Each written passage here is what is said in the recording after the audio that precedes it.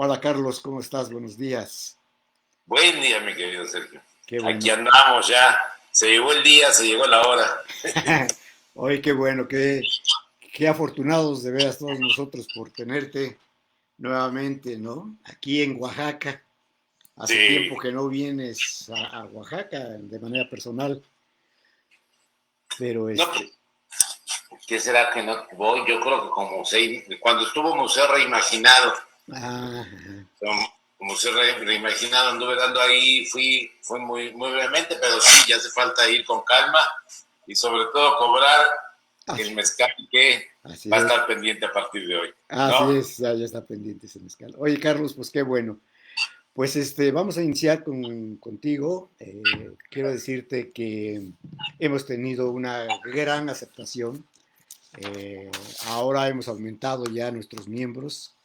Ya casi llegamos a los Ah, qué 800 bien. miembros. Entonces, pues está muy interesante, ¿no? Y poco a poco se van sumando más. Carlos, vamos a leer un poquito nada más del currículum de Carlos. Lo va a leer Berta, por favor. Bueno, Sí. Carlos Villaseñor, consultor internacional en políticas culturales para el desarrollo sostenible con amplia experiencia internacional en el sector cultural de la región iberoamericana. Eso es parte de lo mucho que, si nos da tiempo, seguiremos leyendo más adelante, ¿no?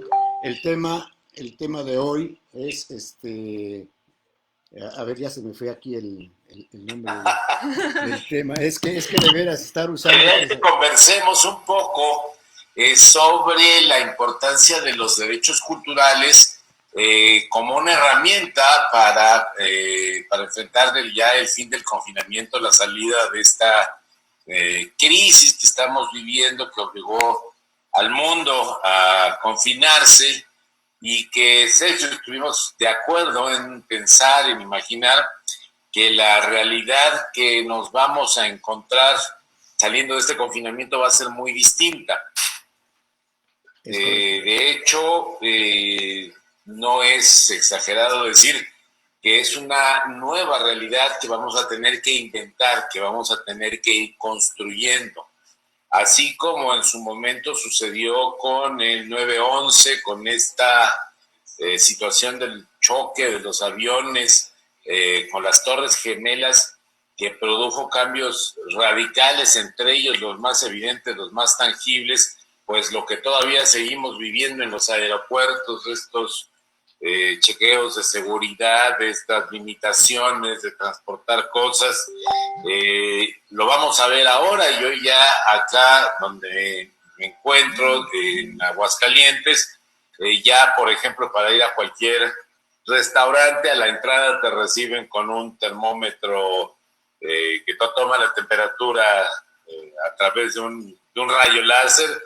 Te tienes que desinfectar las manos, tienes que tener una sana distancia en las mesas, incluso está la mitad de las mesas desocupadas. En fin, estos son cambios muy comunes, muy cotidianos, pero desde luego estamos viendo cambios profundos en términos de las formas como se venía desarrollando la actividad artística, por una parte, los eventos escénicos, las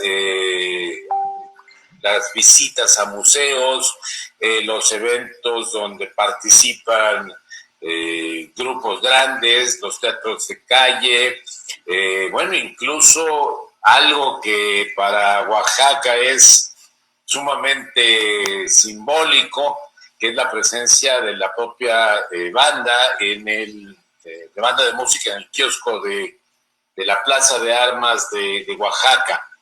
Pero lo mismo sucede, lo mismo transcurre, por ejemplo, con ir a comer tlayudas Claro. o ir al mercado por la mañana a desayunar tu chocolate y tu pan de yema, o toda la serie de cambios que ha habido en la forma de llevar a cabo las expresiones del patrimonio.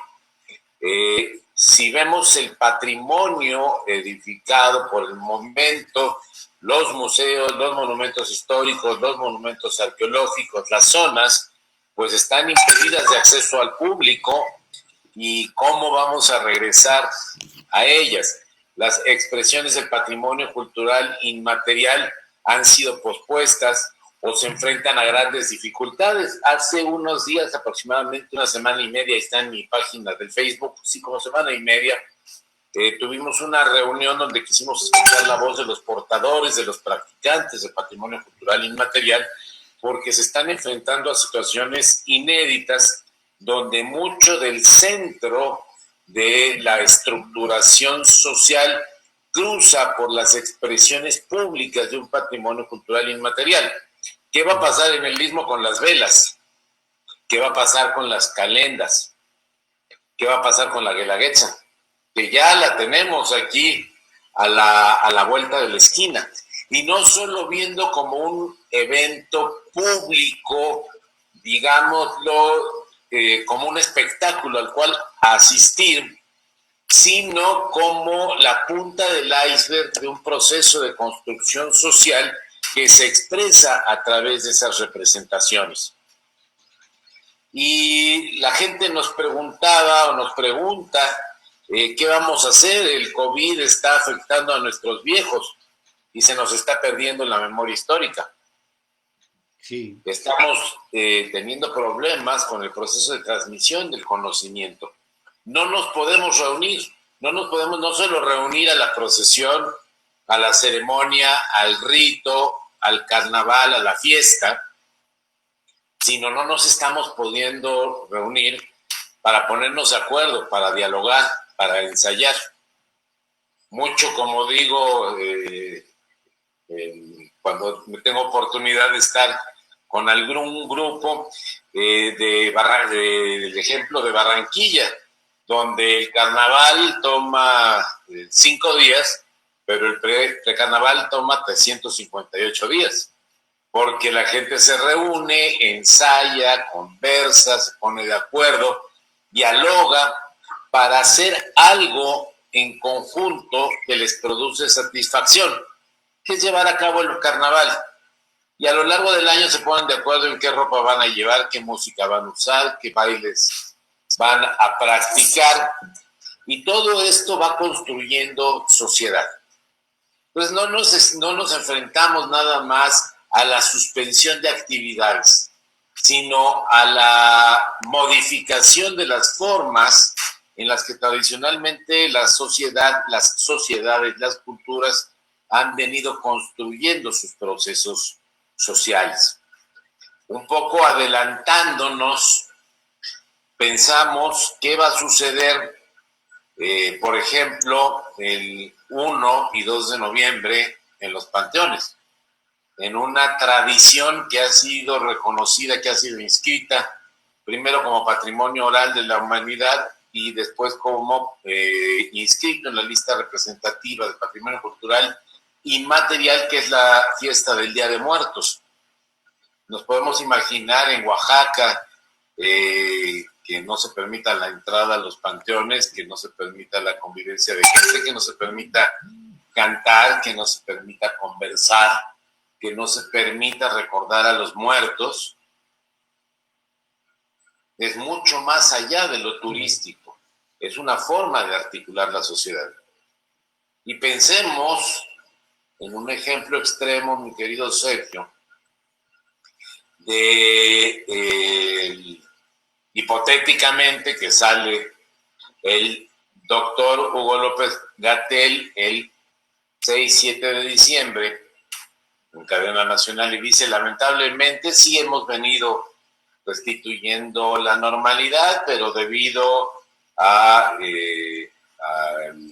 cúmulo de gente que esto implica, nos vemos obligados a suspender todas las procesiones, todos los pagos de manda, todas las misas, todos los ritos, todas las danzas relacionadas con la Virgen de Guadalupe. Terrible. Sería un problema, insisto, no solo de un evento, sino es un proceso de estructuración social que está viéndose profundamente afectado. Claro. Por otra parte, también tenemos todo este proceso de las nuevas tecnologías que indudablemente ha mundializado el uso de las nuevas tecnologías. Aquí nos tienes a nosotros dos, nacidos el siglo pasado. Claro, claro. Ya habituados al Zoom y a compartir pantalla y a grabar y a poner fondos virtuales, pero esto ha mundializado, no democratizado. Y ahí soy muy concreto en el uso de las palabras, muy específico. Democratizado quiere decir que sería que todo el mundo tuvo la posibilidad de tener iguales oportunidades de acceso, de uso de estas nuevas tecnologías. No, las hemos tenido, se han difundido a nivel mundial, pero con muy diversos grados de apropiación y muy diversos grados de uso. Se ha hablado mucho de que la cultura ha sido la gran herramienta de auxilio, de apoyo para transcurrir esta pandemia. Sí, pero no nos podemos dejar de reflexionar cuál ha sido los elementos culturales que han estado presentes en esta pandemia. Y te pongo un ejemplo muy concreto. Imaginemos que al mismo tiempo está transmitiéndose por la virtualidad. Tenemos la Orquesta Sinfónica de la Universidad, cualquiera que sea el nombre, en el auditorio de la propia universidad, y tenemos al mismo tiempo una representación del Cirque du Soleil o una transmisión del ballet Bolshoi, donde la propia capacidad de las economías de escala se traduce en posibilidades de producción muy asimétricas. No tenemos la misma producción en un ballet producido por el Bolshoi, en una función de circo producida por el Cirque du Soleil, que la que podamos tener con la Sinfónica de la Universidad o el coro de la Preparatoria 6 de Santiago de las Pitayas. ¿Esto qué genera? Una diferencia que las propias personas, al estar en las pantallas, al mismo tiempo optan en el ejercicio de su libertad cultural por aquellas expresiones que están mejor producidas, que están mejor presentadas, que se oyen bien, que se ven bien. Esto es natural, no debemos espantarnos, pero es un fenómeno que lo que está produciendo es que lo que tiene mayor visibilidad, lo que tiene mayor apropiabilidad es lo que está circulando por las redes, no lo que está circulando en la vida real. Estamos dejando de ir a escuchar la música, estamos dejando de ir a caminar por la calle y de ver a nuestros vecinos y de intercambiar los códigos, los símbolos, los significados que están vigentes en un entorno social físico por los códigos que estamos utilizando para vivir en la virtualidad. Pero vamos a regresar a la realidad real, llamémoslo así, donde vamos a tener que volver a ir al mercado, donde vamos a tener que volver a ir al cine, donde vamos a circular por las calles, donde vamos a regresar a las velas, donde vamos a regresar a los ritos, a las tradiciones, a las ceremonias. ¿Y cómo va a ser esto? Y aquí voy en un tercer inciso que quisiera yo señalar. Hemos visto también que estas limitaciones a la circulación propias de la contingencia, en no pocos casos, se han pretendido conservar como permanentes. Con motivo de la contingencia no falta el presidente municipal, no falta la autoridad tradicional que dice no vamos a volver a salir hasta enero o febrero del 2021 y nadie puede salir de sus casas y nadie puede reunirse y nadie puede convivir y nadie puede dialogar. Lo estoy llevando a un extremo, pero sucede.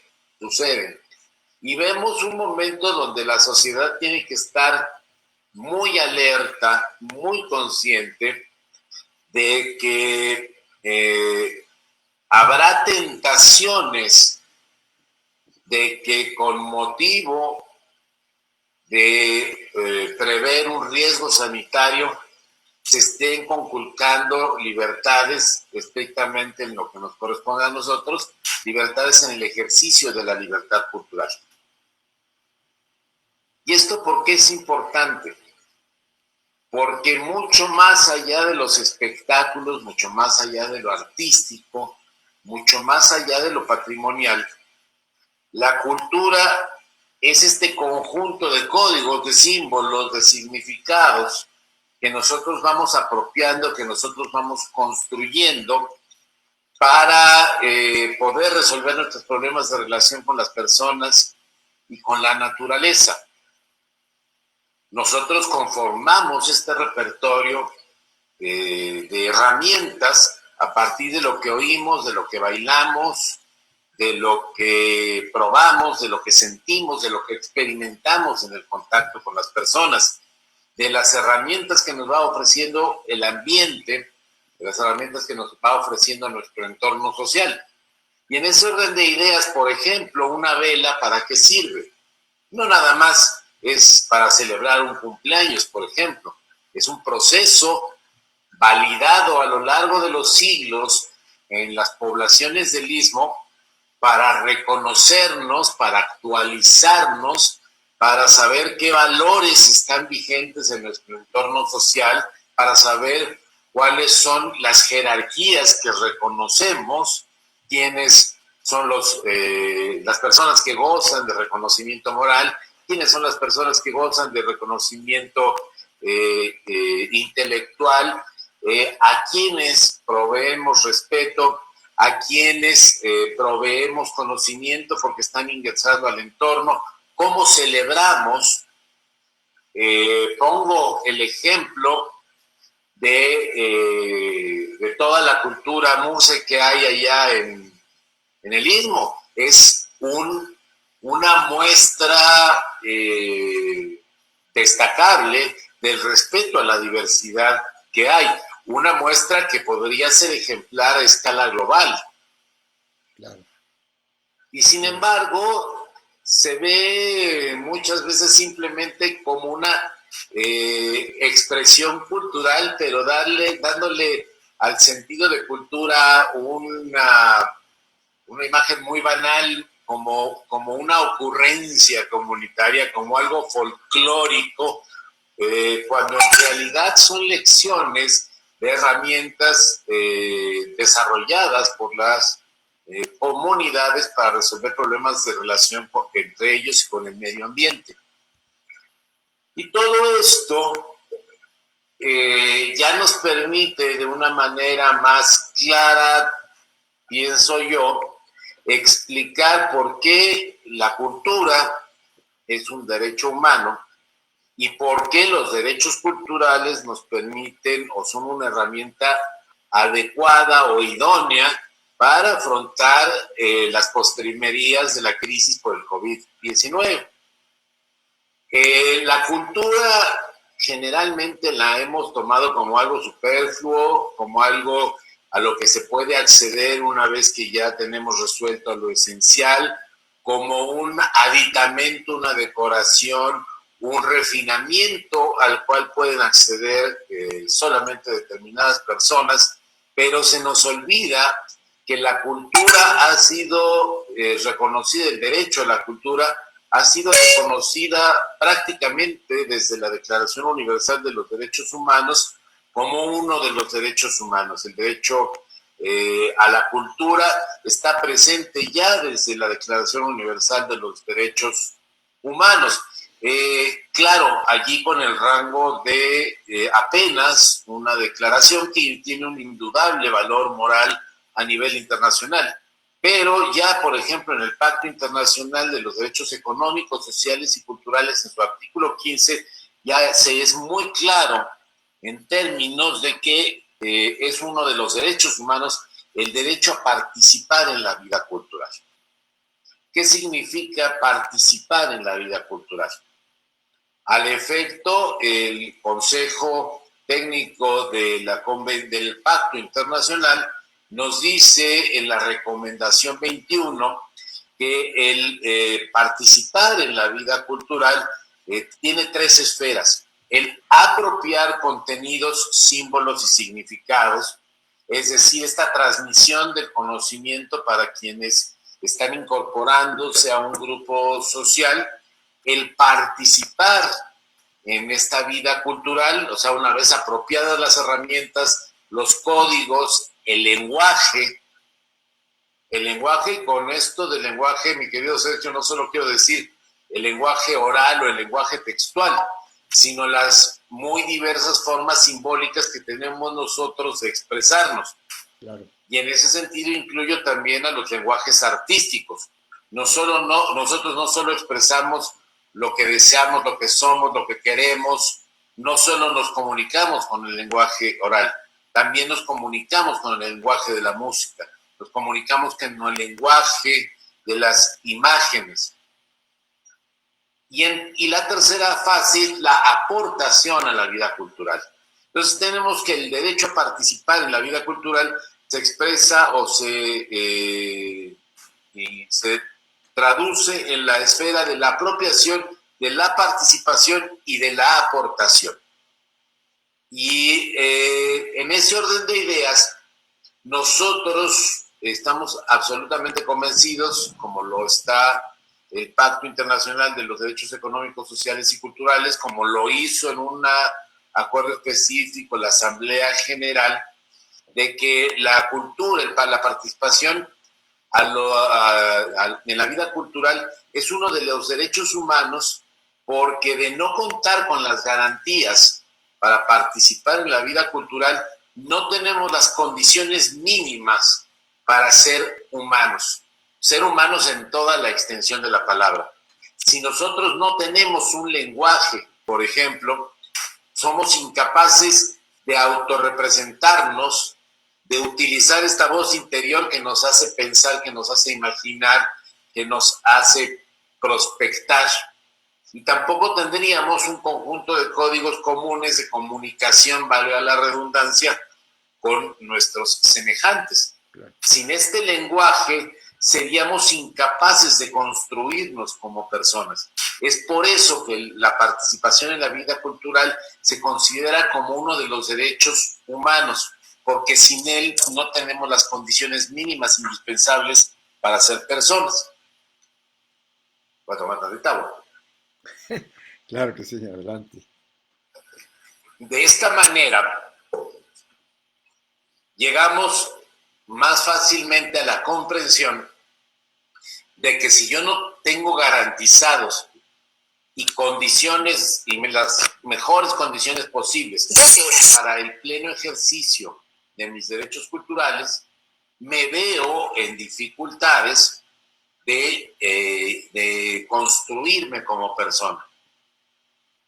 Si esto lo transferimos a una situación novedosa, distinta, donde los códigos, los símbolos, los significados que están vigentes antes de la pandemia han cambiado, donde ya no nos podemos relacionar de la misma manera, donde los valores han sido trastocados de alguna manera y que tenemos que reconstruir, que tener la creatividad necesaria para volver a pensar fuera de la caja y reconstruir nuestras relaciones, la garantía de los derechos culturales resulta fundamental.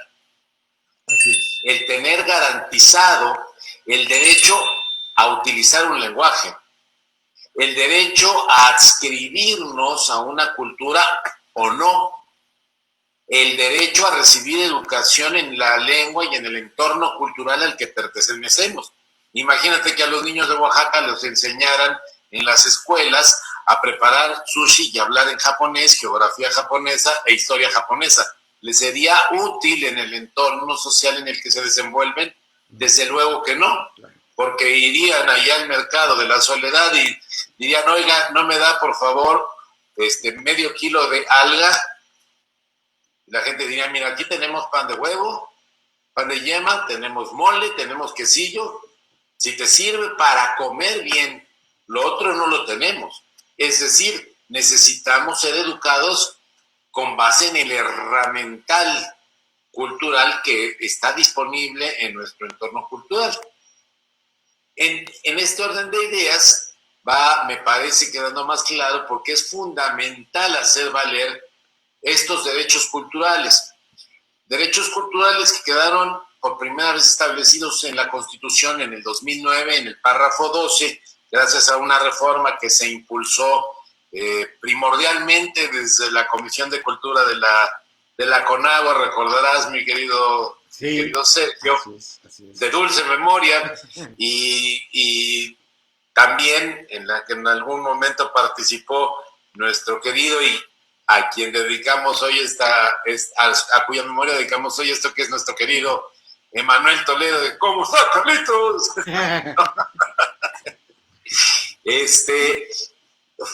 Fue importante esta inclusión, pero lo más importante es lo que nos dice la reforma del 2011 al artículo primero constitucional, que dice dos cosas que son fundamentales, Sergio. Uno, que todo lo relativo a los derechos humanos se tiene que interpretar conforme a la Constitución y conforme a los tratados internacionales en la materia.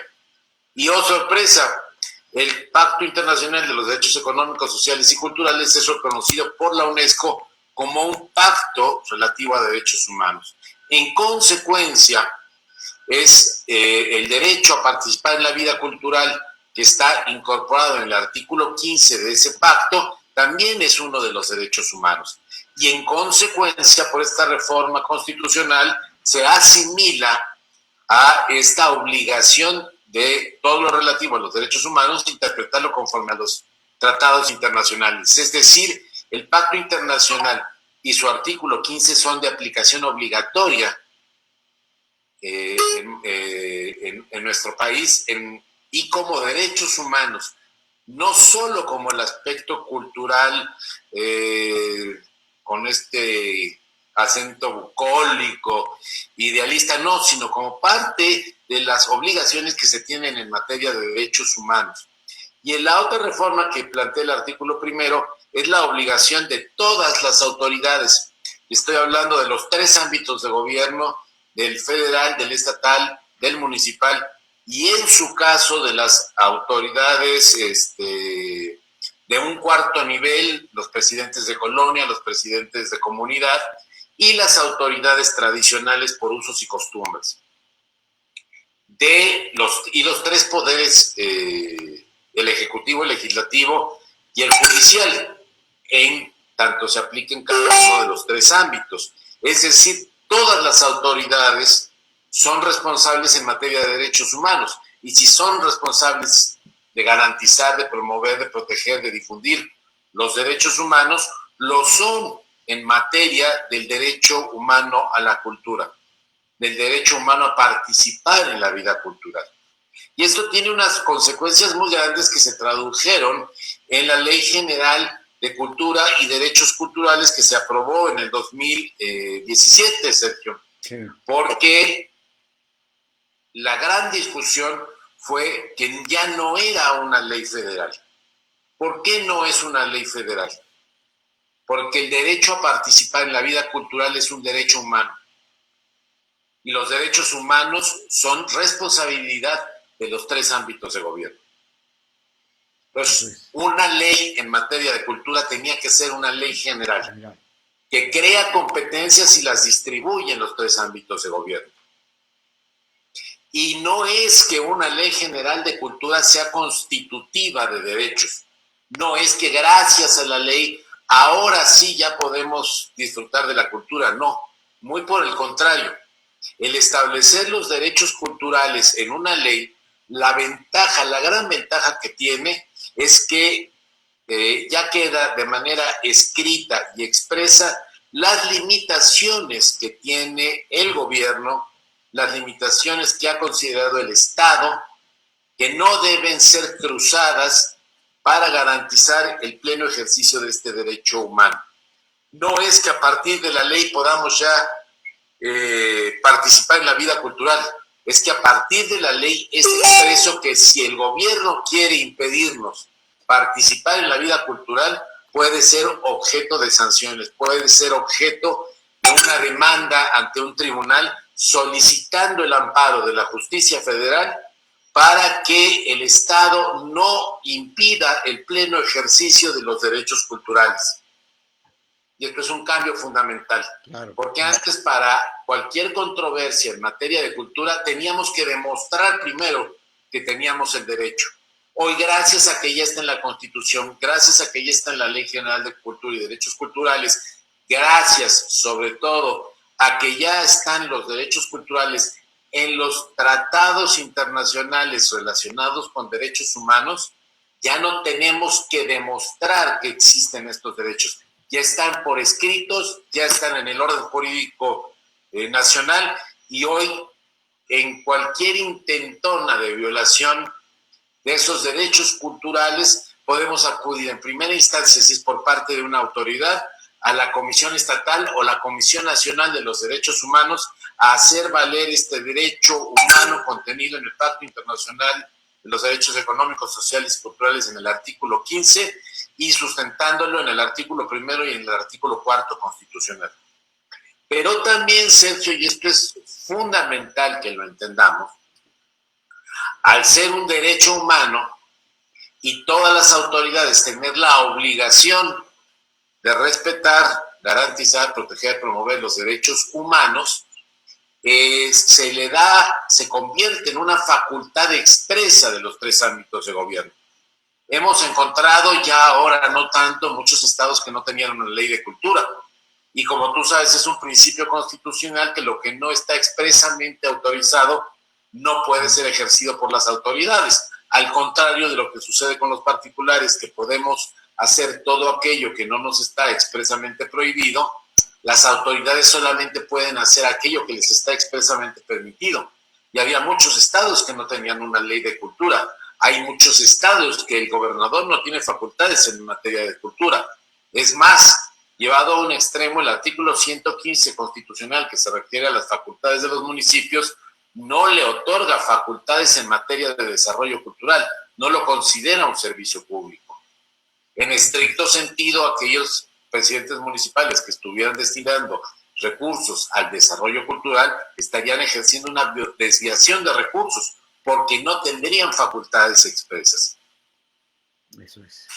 Al tener ya la ley general, al tener los tratados, al tener esta reforma del artículo 1 constitucional, que además se ha traducido en reformas similares en todos los estados, ya podemos abordar la reglamentación, la defensa, la procuración de lo cultural como un derecho humano y la obligación de las autoridades para procurar lo necesario para su más pleno ejercicio.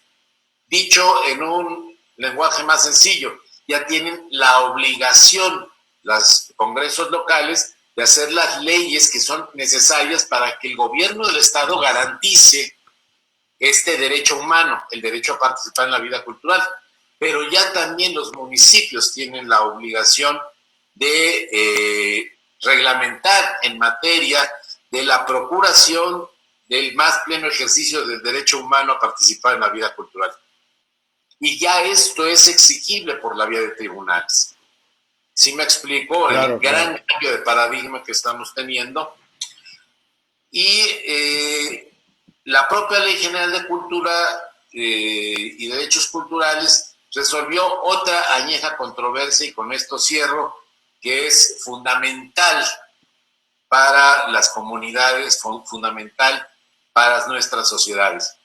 Y es que, bajo el principio de que todo aquello que no esté expresamente otorgado a la Federación se entiende reservado a los estados, se definió en la Ley General de Cultura y Derechos Culturales que todo lo relativo al patrimonio cultural inmaterial le corresponde de legislar, de reglamentar a los gobiernos de los estados.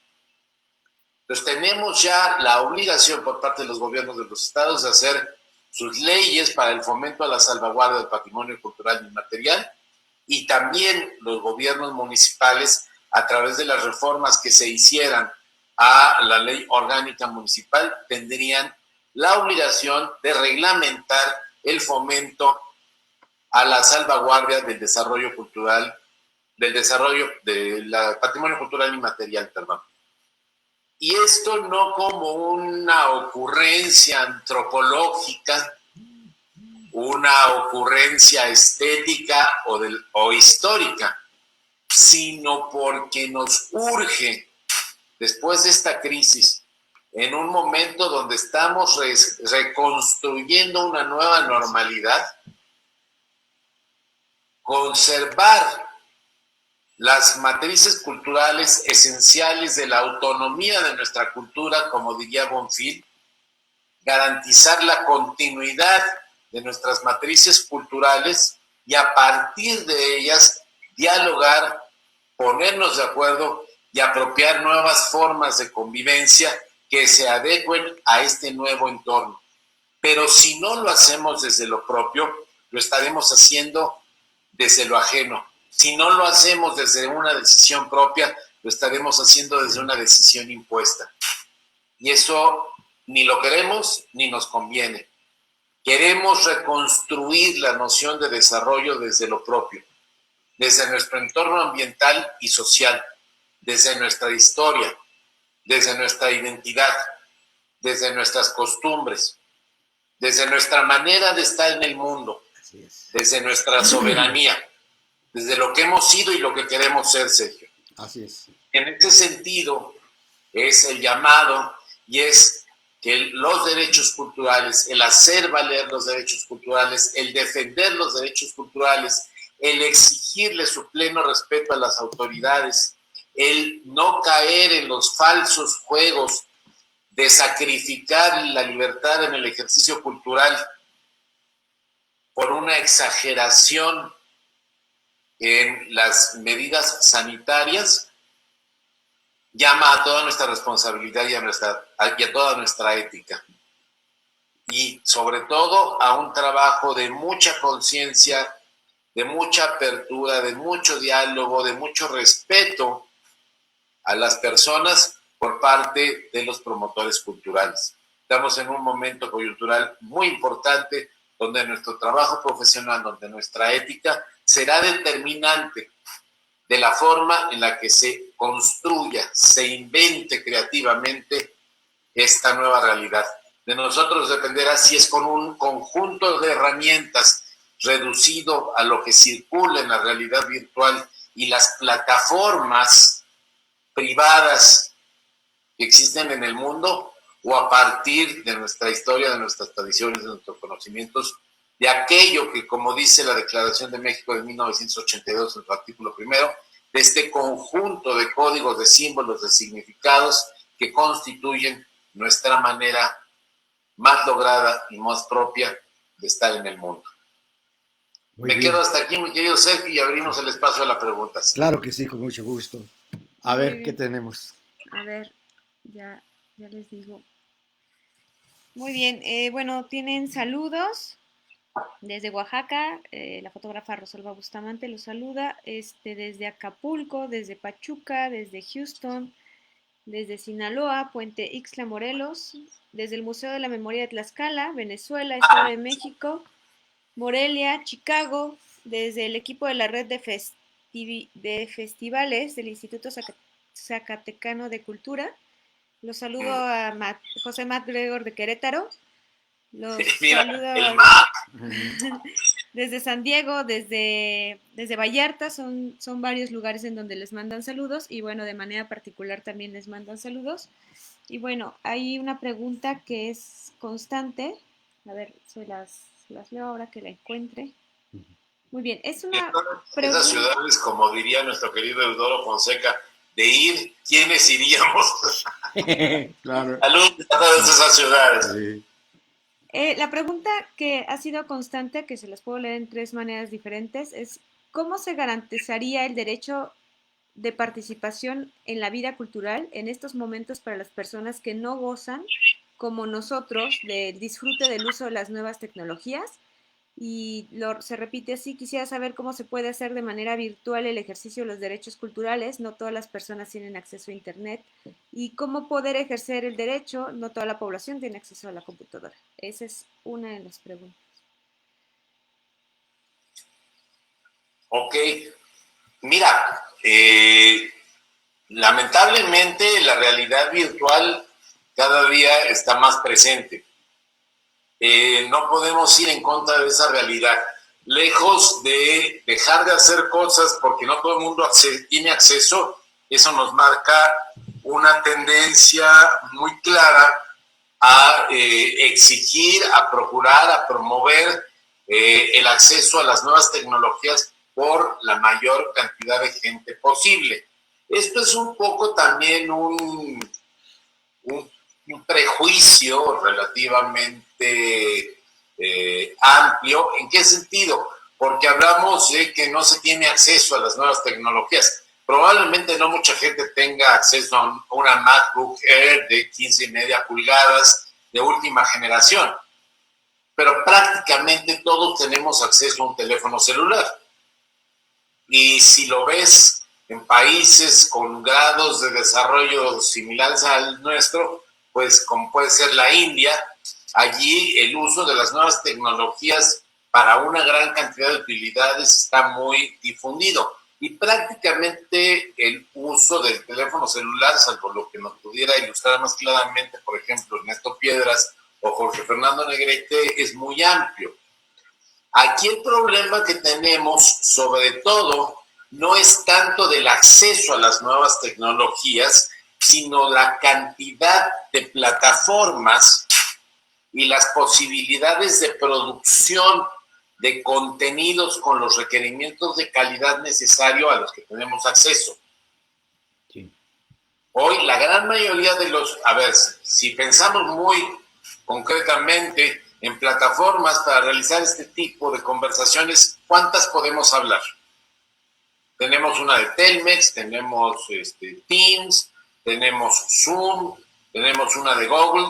Probablemente no lleguemos ni a 10.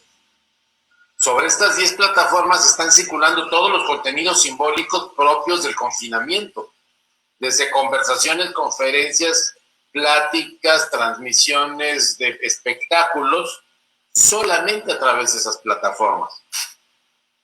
¿Cuánta gente está viendo películas en qué plataformas? Netflix, YouTube.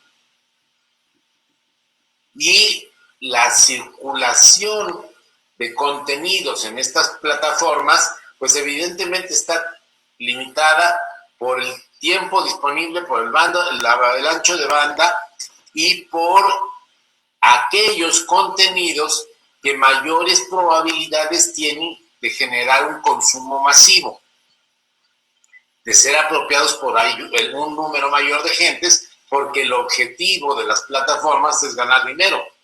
Y en la medida que los contenidos simbólicos que circulan por esas redes sean más apropiables por un mayor número de gente, pues tendrán mayor éxito económico. Esto limita el tipo de contenidos que pueden circular por esas plataformas. Claro. Para yo generar un mayor nivel de apropiación, indiscutiblemente es lógico, tengo que reducir el nivel de dificultad para apropiar esos contenidos simbólicos. Tengo que, de alguna manera, banalizarlos.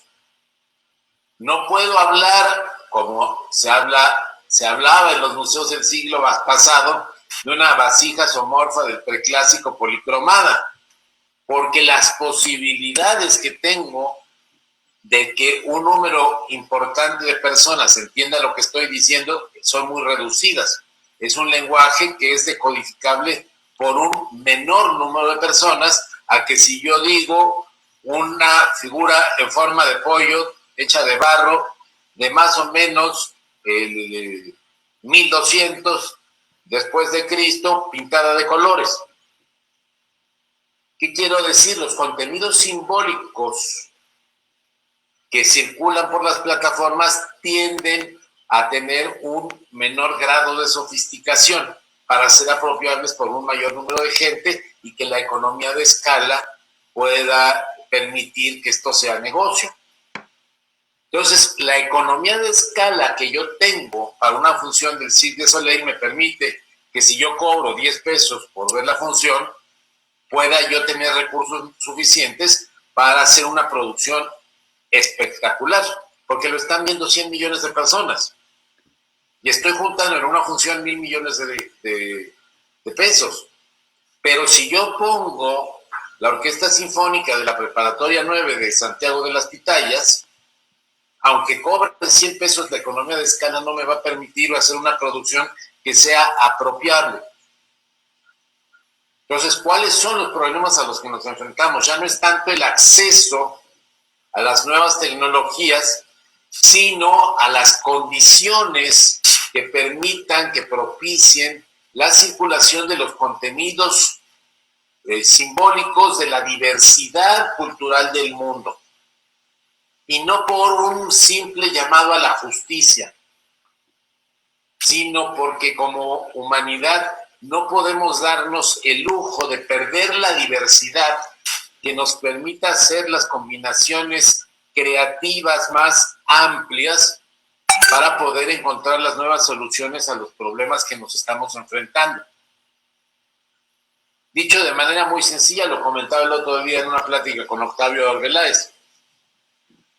Si nosotros un día llegamos a nuestra casa, abrimos la puerta y vemos que la bisagra se le está saliendo un tornillo, vamos a ir a nuestra caja de herramientas y vamos a querer tener un desarmador de cruz.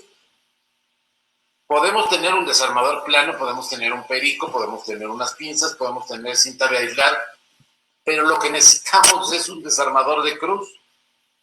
Y si lo perdimos, no tenemos a nuestra disposición esa herramienta. Si a lo largo de la historia y producto del estrechamiento de la diversidad de contenidos simbólicos a través de las plataformas, perdemos esos desarmadores, perdemos el conocimiento de la medicina tradicional, perdemos conocimientos gastronómicos, perdemos conocimientos de la naturaleza y del universo, si dejamos de saber cómo adivinar el tiempo, si dejamos de saber cómo cosechar, cómo sembrar, en qué época, si cuando está la luna llena, si cuando está la luna decreciente, si cuando llovió, si cuando no llovió, si perdemos estos conocimientos, llegará el día en que querramos apretar ese tornillo y no tengamos la herramienta. Claro. Y necesitamos en ese orden de ideas, más que ya pensar en el acceso, que sí tenemos un acceso muy amplio, en generar condiciones a partir del Estado para garantizar la más amplia diversidad de la circulación de los contenidos simbólicos en diversas plataformas, además de las comerciales, ¿no? Muy bien. Bueno, hay más preguntas. Hay una pregunta de Brenda Marín que creo que iba insertada en parte de la conversación anterior, entonces algunas de estas preguntas se van a resolver después en los comentarios, pero si no, Brenda Marín, a ver si puede volver a hacer la pregunta para que la pueda hacer. Hay una pregunta que dice Carlos Portilla, Veracruz, pregunta, la Ley General de Derechos Culturales tiene que acoplarse en los estados, pero ¿cómo hacer coyuntura entre la Ley de México y la Convención para la Salvaguarda del Patrimonio Cultural Inmaterial, donde pide la participación de las comunidades como un derecho? Creo que es un... Mira, precisamente con esta arquitectura que mencionábamos al principio, los derechos, el derecho humano a participar en la vida cultural está garantizado ya por la Constitución a través de la reforma al artículo primero, el párrafo primero y segundo de la Constitución Federal, y que además incorpora los derechos, los pactos, los tratados internacionales, como es el Pacto Internacional de los Derechos Económicos, Sociales y Culturales. Esto ya es vigente, y como se hace valer es que en caso de violación se tramita una queja por parte de ante la Comisión Nacional o Estatal de Derechos Humanos, y si no, un juicio de amparo donde se solicita la protección de la justicia federal en contra de esta violación, que puede ser por acción o por omisión, esta violación. En ese orden de ideas, por ejemplo, si un municipio, por diversas razones, se considera que está violando uno de nuestros derechos culturales, incorporado en la Ley General de Cultura y Derechos Culturales, que no es una ley federal, sino es una ley general, que es una ley que involucra a los 3 ámbitos de gobierno. Si se considera que está habiendo una violación, se puede acudir a los tribunales a solicitar el amparo de la justicia en contra de esta violación. ¿Y a qué podemos llamar violación? Bueno, que por ejemplo el cabildo se niegue a estudiar y a definir una reglamentación de cómo el municipio va a cumplir una obligación de promover el más pleno ejercicio del derecho humano a la cultura. Oiga, usted por las disposiciones del artículo primero constitucional, por la Ley General de Cultura, por el Pacto Internacional de los Derechos Humanos, como autoridad tiene la obligación de garantizar, proteger, promover el derecho humano a participar en la vida cultural. No se trata de que unilateralmente nosotros le digamos cómo, sino que lo haga usted en ejercicio de sus facultades. Lo que no puede es dejar de hacerlo, porque es una obligación que tiene que cumplir. Nosotros sometemos esta controversia, no necesariamente tenemos que tener razón, pero ya un tribunal nos dice cuál es el criterio jurídico que resulta válido, pero ya no lo hacemos desde cero, sino ya lo hacemos a partir del contenido de leyes y de tratados específicos que nos otorgan expresamente esos derechos. Entonces, a ver, señor presidente municipal, con la pena, pero usted tiene la obligación de garantizar el más pleno ejercicio de los derechos humanos, y entre ellos el derecho a participar en la vida cultural. Esto implica que dentro de las partidas presupuestales que usted está mandando como proyecto de presupuesto de egresos municipal para el año que entra, debe considerar usted una cantidad de recursos necesaria para darle cumplimiento a esta obligación que usted tiene, derivada del artículo primero, cuarto de la Constitución y de la Ley General de Cultura y Derechos Culturales. ¿Cuál es el rubro? ¿Por cuánto es? ¿Sobre qué base de políticas públicas está usted pensando ejercer ese recurso? Y como bien dice mi tocayo, la convención es clarísima en definir que el patrimonio cultural inmaterial son aquellos conocimientos, tradiciones, técnicas, saberes, que las comunidades, los grupos y en algunos casos los individuos reconocen como parte de su patrimonio. La salvaguarda no es una responsabilidad del gobierno, es un derecho y es una obligación de las comunidades en ejercicio de su libertad cultural, porque no queremos, ni nos gusta, ni corresponde que nadie venga a decirnos cómo hacer el mole del pueblo. Claro. Eso es el cómo, qué incorporamos, qué quitamos, qué le añadimos a una vela, qué le quitamos, qué personajes ponemos en la calenda. Es una decisión de la comunidad. No puede venir un reglamento municipal de calendas, velas similares, conexos y derivados, porque va en contra del ejercicio de nuestra libertad cultural, de nosotros decir de qué se compone esta tradición. Pero sí nos deben generar los gobiernos municipales, estatales y el federal las condiciones para el más pleno ejercicio de este derecho. A la manera de lo que decía Amartya Sen, dice Amartya Sen, que afortunadamente todavía vive, El grado de libertad se define por las posibilidades reales que tienen las personas para alcanzar aquello que tienen razones para valorar. ¿Qué valoras? ¿Por qué razones la valoras? No es de la incumbencia del gobierno.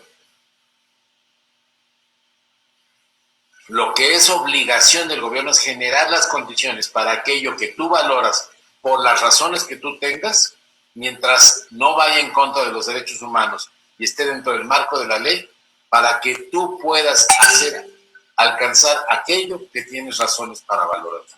Si quieres ser artista, si quieres ser carpintero, si quieres ser científico, si quieres ser agente de bolsa, que tengas las condiciones para alcanzar aquello que tienes razones para valorar.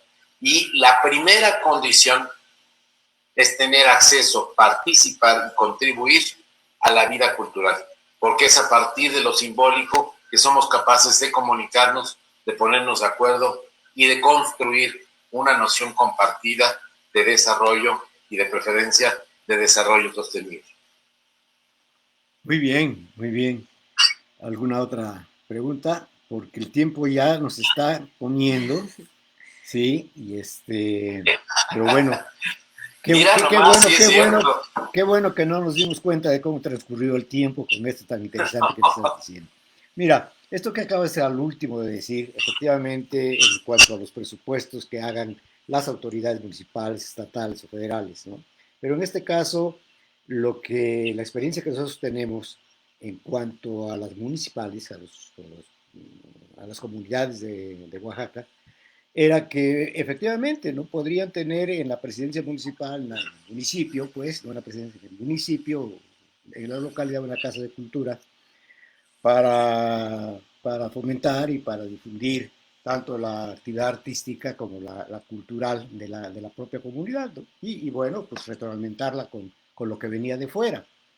Sin embargo, pues estas casas de cultura nunca tenían dinero, nunca había un presupuesto para hacerlo, y pues bueno, había que dejárselo a que las gentes que las dirigían o que trabajaban en ello, pues pusieran lo que pudieran hacer y hacerlo de esa manera. Ahora con esta ley, que afortunadamente se tiene, con esta ley general de cultura que se tiene, es una obligación efectivamente de los presidentes municipales, de los cabildos, pues, de destinar un porcentaje de su presupuesto hacia estas manifestaciones y actividades culturales. Eso es muy importante, que las comunidades sepan que ahora sí pueden contar con algo mínimo, probablemente, pero que antes no lo tenían ni ese mínimo, ¿no? A mí me parece muy, muy importante este avance, Carlos.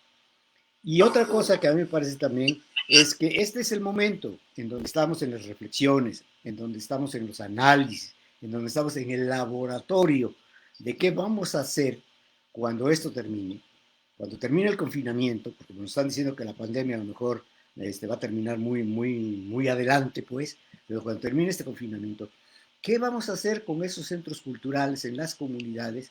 ¿Cómo van a ellos a seguir operando para la actividad tanto de la enseñanza artística como de la difusión de la cultura? Y no hablemos de la investigación, ¿verdad? Porque eso ya quedó muy atrás, pero sí hablemos de la preservación de sus manifestaciones culturales de estas comunidades. ¿Cómo hacerlo, pues? ¿Cómo lo van a hacer ellos, no? Yo creo que por allá también tenemos que ver eso, ¿no? Sí, garantizar que más que los espacios sean lugares para recibir las ocurrencias del promotor cultural, que suele suceder, claro, que es quien determina lo que es cultura y lo que es importante para la comunidad, ¿no? Y muchas veces, la gran mayoría de las ocasiones, con la mejor intención de contribuir, de aportar, pero no siempre, y este es un problema, escuchando las necesidades de las comunidades. Las casas de cultura tienen que transformarse con mayor velocidad en espacios de encuentro de la diversidad, de diálogo, de innovación, de experimentación, donde el error no se ha visto como una torpeza, sino como un proceso de ensayo, donde la innovación sea explorada y sobre todo donde se fortalezcan estos valores culturales de identidad que le dan autonomía a la diversidad cultural, a las culturas, pues, porque es el momento de hacer un alto y detenernos en lo que nos ha sido estable para a partir de allí volver a reconstruir de nuestras tradiciones, de nuestra costumbre, de nuestra historia, saber muy claramente lo que hemos sido para a partir de allí construir lo que queremos ser en este nuevo entorno. Entonces, me voy a permitir compartir contigo para que lo compartas a tu vez dentro del portal, claro, un documento interesante del nuevo papel de los museos en el desarrollo sostenible, que nos da algunas claves de por dónde puede ir esta reconstrucción, pero desde luego se basa primordialmente en el fortalecimiento de los valores culturales de identidad de las comunidades, porque son a partir de ellos que nos podemos comunicar con nuestros semejantes y podemos construir proyectos conjuntos hacia el futuro. Muy bien, Carlos, claro que sí. Qué bueno que podamos tener ese documento, porque lo compartimos inmediatamente en las páginas que nosotros tenemos, ¿no? ¿Alguna otra pregunta? Bueno, saludos desde Cuernavaca, desde la Universidad Tecnológica de Cancún, desde Santa María Chadani, Oaxaca. Hay otra pregunta. Bueno, no sé si alguna, me avisan si alguna de estas preguntas que leo ya fueron resueltas, a lo mejor dentro de lo dicho anterior. Tema, ¿no? Uh-huh. Desde los municipios, ¿cómo se puede impulsar una acción en defensa y promoción de los derechos culturales? Bueno, pues haciendo difusión de ellos. La propia UNESCO tiene documentos y hay una acción que nosotros hemos puesto en práctica y de la que estamos convencidos, que son, y que ahí mi tocayo Carlos Portilla es un ejemplo importante de esto con la danza de la viejada allá en el Tempual. Parte muy importante de las estrategias locales es también hacer el registro de patrimonio cultural inmaterial, de las expresiones del patrimonio cultural inmaterial que existen en la localidad, porque lo que no se conoce no se puede defender, no se puede apreciar, no se puede valorar. Y segundo, las estrategias consistentes en hacer planes de salvaguardia. ¿Por qué? Porque no nada más es con base en las ocurrencias, sino estamos en un momento donde es muy conveniente reconocer las necesidades, jerarquizarlas e identificar los actores que pueden participar en la solución, los plazos y los procesos que están involucrados. Sucede mucho que en las comunidades, en los municipios decimos, oiga, es que necesitamos dinero para la danza. ¿Y cuánto necesitan? Pues como 30,000. Uy, te puedo dar 20. Bueno, pues está bien 20. Y nadie sabe ni por qué, ni para qué, ni cómo. Y si el presidente municipal hubiera dicho 10 o hubiera dicho 40, hubiera sido exactamente lo mismo. ¿Por qué? Porque no tenemos claro el diagnóstico, ni el proceso, ni la prioridad. Decimos, oye, bueno, ya nos va a dar 20, los usamos. A ver, ¿los usamos para comprar los trajes o para pagar los músicos? ¿O para darle de comer a la gente? Pues mira, ¿sí me explico? Si nosotros hacemos el registro del patrimonio cultural inmaterial, el registro de nuestros sitios patrimoniales edificados y hacemos un plan de salvaguardia, tenemos a la mano inmediatamente una gran cantidad de proyectos que sabemos de qué se trata, cuánto cuestan y cuánto tiempo nos van a llevar. Y sabemos el orden en el que se tienen que hacer. Si tenemos un catálogo, si tenemos un inventario de nuestro patrimonio inmueble e inmueble, y sabemos que el santo, el cuadro, la escultura y la puerta están en peligro porque les hace falta restauración, porque hay un problema de seguridad, porque no hay vigilancia, pues ya sabemos que tenemos que tener un recurso para ponerle cámaras, para ponerle mecanismos de seguridad a la pintura de Cabrera que tenemos del siglo 18 en la iglesia tal porque es muy valiosa y la comunidad quiere protegerla.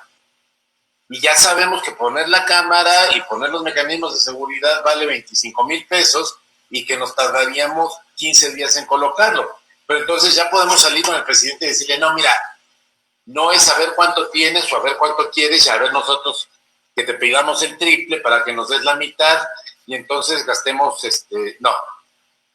Sino, a ver, tenemos este proyecto. Cuesta 25,000 pesos ponerle cámara de seguridad al cuadro de San Dionisio que está en la iglesia de Atetauca. Y con eso vamos a garantizar la salvaguardia de la preservación de ese patrimonio cultural que es tan valioso para la comunidad. A ver, ¿cuánto le ponen los fiscales? ¿Cuánto le pone el de la verdulería? ¿Cuánto le pone el de la carnicería? ¿Y cuánto le pone el municipio? Y ya juntamos los 25,000. Y vamos desarrollando nuestros proyectos. A ver, que tenemos la danza, la celebración, la conmemoración, la tenemos en diciembre. ¿De qué etapa se compone? ¿Cuánto nos va a costar cada etapa? ¿Quiénes son los actores involucrados? Muchas veces ni siquiera es una cuestión de recursos económicos. Es decir, a ver, señor presidente municipal, la procesión allá en Xochimilco la hacemos por estas calles. Bueno, por favor ayúdenos a que por estas calles esté pavimentado, tengamos la canalización de las instalaciones por la vía subterránea, que tengamos disponibilidad de agua, que tengamos seguridad pública tal día, para poder hacer la procesión y con ello la reconstrucción del tejido social de la mejor manera posible. Son procesos, pero si alguna herramienta, algún proceso diría yo que es importante es hacer este registro y hacer este plan de salvaguarda que nos permita identificar, jerarquizar, priorizar las necesidades y gestionarlas de manera más adecuada. Muy bien, Carlos. Ustedes me dicen, a ver, muy bien, dice, a ver, ya voy. ¿Cómo vincular lo virtual con el espacio físico, por decirlo de alguna manera? Este tipo de vinculaciones entre virtual y el espacio social físico va a tener que ser necesarias en la recuperación social después del COVID. Mira, verlo como una ventana más, como una oportunidad más de circulación de contenidos simbólicos. Como sucedía a finales del siglo XX, como ocurre cada vez que tenemos una innovación, es una herramienta que nosotros tenemos que definir cómo la utilizamos. El siglo XXI será mucho menos de la creación de contenidos y mucho más de la curaduría de los contenidos. Nosotros como promotores culturales, teniendo a nuestro alcance las herramientas de las nuevas tecnologías, ¿qué conjuntos simbólicos vamos a ofrecer a la comunidad para que se apropie? Podemos utilizar las pantallas para todos los sábados y domingos simplemente ponerles fútbol. Con esto estamos haciendo una propuesta de apropiación de contenidos simbólicos para su desarrollo muy concreta. Nuestra labor profesional no es traer espectáculo, es generar la curaduría, la identificación, la selección de aquellos contenidos simbólicos que sean pertinentes para la apropiación comunitaria, para el desarrollo de esa comunidad hacia el bien común, para promover su diálogo, para promover la construcción de proyectos comunes. Si yo utilizo las nuevas tecnologías como se hacía el siglo pasado para hacer un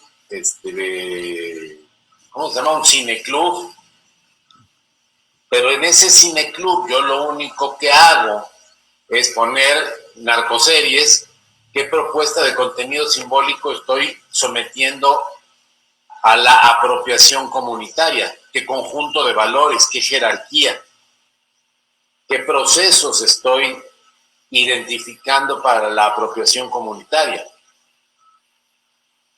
cómo los presento, en qué orden. Entonces, el problema no es necesariamente la existencia de las nuevas tecnologías, sino que lo asumamos como un nuevo y más dinámico recurso para la presentación de nuevos contenidos simbólicos. Así es como si estuviéramos haciendo una exposición en el salón de usos múltiples de cuadros o de fotografías, nada más que aquí la velocidad es mucho más rápida y los riesgos en consecuencia son mayores. Entonces, las nuevas tecnologías lo que nos demandan es mayor preparación, mayor conocimiento de nuestras comunidades y una ética muy sensible para saber nosotros a través de las nuevas tecnologías que estamos ofertando a la apropiación comunitaria. Muy bien, Carlos. Mira, vamos a hacer una última pregunta, pero antes de esta pregunta, yo quisiera que nos dejaras tus redes sociales en donde el público en general, los que se han comunicado con nosotros, puedan tener contacto directo contigo. Mira, deja ver si puedo compartir mi pantalla, porque digo, poner un fondo, a ver cómo se ve ahorita este fondo ya con un poco más de luz, porque ahí puse los datos. Ya si me veo, mira, es que ahí me pierdo. Pero mira, lo importante ahorita es, aquí están los datos. Sí. ¿No? Sí. Mira, lo voy a hacer. Ah, no, ahí los tapo más. Ahí está, ¿no? Ahí está. Entonces ahí está mi correo, ahí está mi página de Facebook, para quienes quieran contactarnos y bueno, pues con mucho gusto. ¿Me iban a hacer alguna otra pregunta? Sí. Ok. ¿Cómo coordinar a las comunidades para que a través del diálogo se elaboren las políticas culturales? ¿Esta iniciativa puede partir de la comunidad en conjunto con los promotores culturales? No solo puede, sino que debe. O sea, nosotros estamos al servicio de las personas. Quienes son sujetos de derechos culturales son las personas. Y es a quienes debemos procurar su ejercicio. No somos los promotores culturales quienes otorgamos los derechos culturales y decimos cómo ejercerlos. Los derechos humanos son universales, indivisibles, intransferibles, y le debemos generar a cada quien las mejores condiciones para su ejercicio. Entonces, nosotros somos facilitadores de los procesos de ejercicio de los derechos culturales por parte de las personas, no somos los determinantes. Entonces, ¿de dónde debemos partir? Pues de un diagnóstico de sus necesidades y del diálogo con ellos, y lo que debemos conocer son los repertorios, las técnicas para propiciar el diálogo, las técnicas para que sea desde lo propio que se llegue a estos acuerdos y así trabajar. No preguntarnos si deben participar las comunidades, sino cómo nosotros nos ponemos al servicio de las comunidades para que construyan un desarrollo desde lo propio. Y desde la Agenda 2030 del Desarrollo Sostenible, un desarrollo que permita a las siguientes generaciones continuar y, de ser posible, incrementar el disfrute de los bienes culturales que ahora mismo tenemos, ¿no?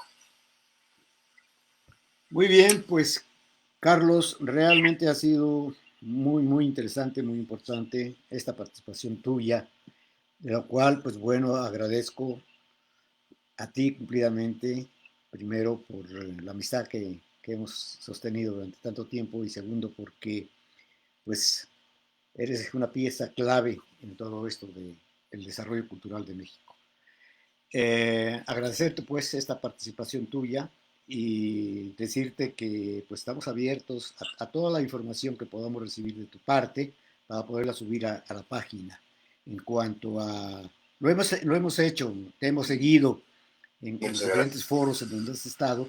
Y bueno, hemos subido estas pláticas tuyas, ¿no? Pero queremos seguirlo haciendo y ahora con más razón, con todo tu consentimiento. Carlos, Con dime. mucho gusto. Y mira, sí, afortunadamente desde que participamos en el Consejo Redactor de una Ley General de Derechos Culturales y que estuvo ya está vigente, hemos venido colaborando con varios estados en adecuar sus leyes de cultura a este nuevo marco legal, incorporando todo lo relativo a los derechos culturales, incorporando todo lo relativo al marco jurídico del patrimonio cultural inmaterial y también colaborando con municipios en la elaboración de sus reglamentos, porque efectivamente cada vez es una demanda mayor y sobre todo sabemos que es en los municipios donde hay mayor contacto, mayor preocupación y mayor necesidad de dar una respuesta adecuada y pertinente a las demandas de salvaguardia del patrimonio cultural inmaterial. Es a la presidencia municipal donde llegan las peticiones de las danzas, de las músicas, de las fiestas patronales y con recursos escasos, Sergio, también los municipios requieren cada vez mejores orientaciones. Ya no se puede salir con que le vamos a dar 2,000 pesos a cada grupo, porque inmediatamente te salen el primer año 30, el segundo 60 y el tercero 200 grupos a los cuales a cada uno le tienes que dar 2,000 pesos. Eso no es sano, no es conveniente y lo mejor es construir reglas claras, reglamentos que ese recurso, que permitan que ese recurso sea invertido de la mejor manera posible, con gente profesional, con funcionarios preparados en las áreas de gestión cultural. Hay muchos estados ya que tienen estas áreas. Oaxaca se ha distinguido por la maestría ya desde hace muchos años en gestión cultural, por todo un entorno de desarrollo sostenible a partir de lo cultural, y creo que cada vez se debe tomar más en serio esta vertiente de política pública, de profesionalizar esta vertiente de política pública, dejando a un lado la identitis y generando estrategias, generando reglamentos y generando presupuestos que le den certidumbre al desarrollo cultural, porque no nos estamos jugando nada más una fiesta, sino, insisto, nos estamos jugando la posibilidad de construir una noción de desarrollo sostenible desde lo propio en estos tiempos donde la virtualidad se puede ver como una amenaza, se puede ver como una oportunidad, pero lo que no se puede ver es como algo que va a desaparecer o a diluirse, sino al contrario, llegó para quedarse y llegó para quedarse con muchas cosas positivas porque, por ejemplo, el día de hoy nos ha permitido conversar entre nosotros y conversar con todas estas personas que vienen de tantas partes del mundo, y eso es un privilegio que agradezco a la vida, que agradezco al grupo que nos haya permitido tener, querido Sergio, y ya son 2 mezcales, porque ya pasó de la hora. Claro que sí. Ya antes de Bueno, despedirnos, nada más quisiera yo invitar a todos los miembros de este grupo para que el próximo jueves, a esta misma hora, 11:30 de la mañana, nos conectemos con otra gran gestora cultural que es Cici Montilla. El próximo sí, jueves, sí, va a Cici estar sí, Montilla. sí, ¿no? ¿Eh? Ana Cecilia Ana Cecilia Montilla Montilla. Rugeles. Sí, así es, con ella. Sí, ¿Perdón? nuestra querida Nuestra Cici. querida Cici, claro que sí, efectivamente, pues con ella estaremos platicando el próximo jueves. Y Carlos, pues muchas gracias por todo. Fue, otra vez lo repito, fue verdaderamente enriquecedor toda tu plática y estaremos en contacto nuevamente. Bueno, en los próximos días pondremos la grabación de esta conversación en mi canal de YouTube, que está como Cultura México, para que quienes no hayan podido estar todo el tiempo o no hayan podido atender a esta hora puedan conocer nuestros comentarios y compartirnos sus opiniones. Muchas gracias, Sergio. Muchas gracias a tu hija que nos apoyó tanto en la realización de esta conversación, y hasta muy pronto. Gracias, hasta luego.